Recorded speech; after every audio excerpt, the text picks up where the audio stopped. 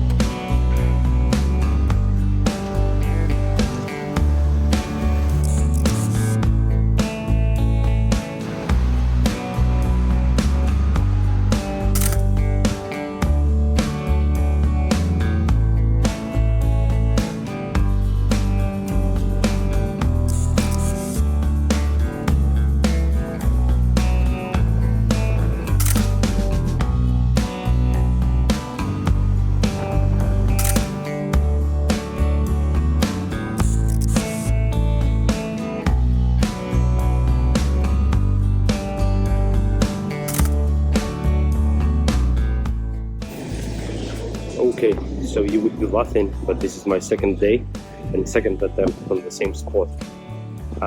Why?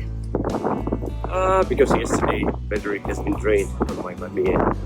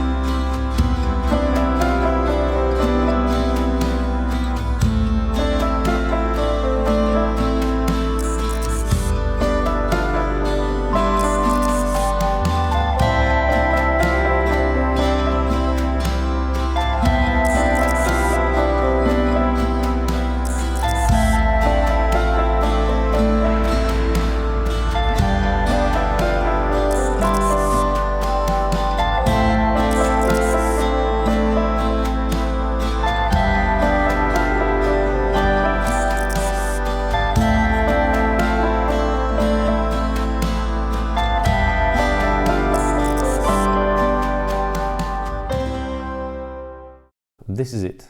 2 evenings, 2 rolls, and looks like I would rather use my SLR camera over point and shoot for nighttime photography, since I really miss control over exposure. And let me explain why. But first of all, this is only the second roll of 800T, and it happens that the first 3 shots always have an annoying light leaks. So I'm gonna find them beautiful, but I doubt it.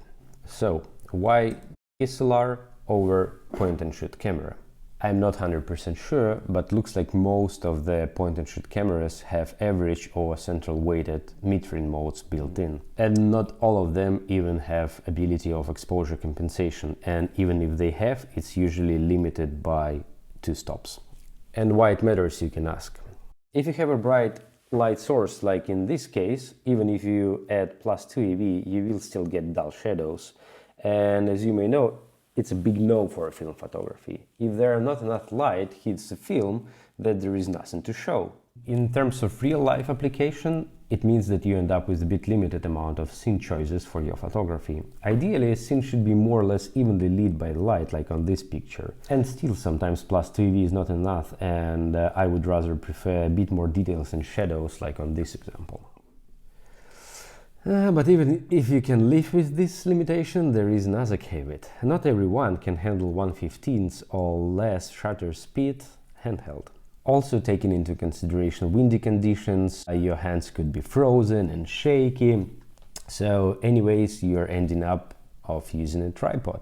Even a small one, which I have, adds a lot of hassle because you need some time to set it up, put it back, carry it around all the time with you.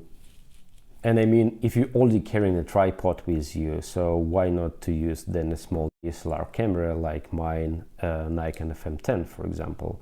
Just look how they are compared in terms of size with the Contax T2.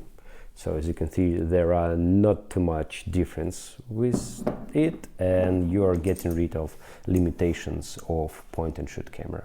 But regardless, with this approach you still can get decent results. Of course, devil is in the details, and I literally mean it. True, it's not a fair side-by-side comparison, since it's pretty dumb to compare 120 with 135 film, but my main point here is that I can easily step down aperture on my Mamiya or any other SLR, which is not possible on the most point-and-shoot cameras. Of course, I can make it on a Contax T2, but for the sake of experiment I decided to use fully auto mode. My main takeaway here is that I would rather use Kodak Portra 800 with point-and-shoot cameras for blue hour type of photography in the city, and switch to a lightweight DSLR with a tripod for nighttime photography, just not to waste quite expensive film on unpredictable results. And before I finish, I would like to teaser you my next video, because look what I've got! Ta-da! This is ADOX Color Mission new film stock. You can read about it in the internet, but shortly they're going to use funds which will be raised by selling this film stock for new advanced color emulsions. So you got it. Yeah, stay with me and see you next time.